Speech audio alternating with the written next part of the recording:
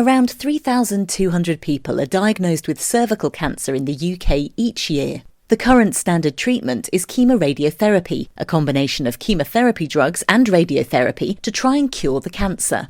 But sadly, this treatment is not always successful, and a proportion of people will subsequently see their disease come back. Now, a team from the Southampton Clinical Trials Unit and the University of Manchester has started the CRAIN trial to test whether adding a brand new drug called tolinapant to standard treatment could be more effective against this type of cancer.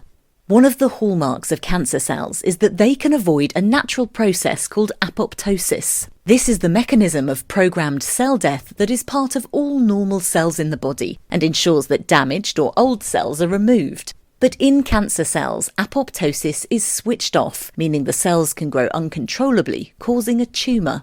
Studies in the laboratory have shown that adding tolinapant to chemoradiotherapy can improve outcomes by increasing the number of cancer cells that are destroyed compared to standard treatment alone.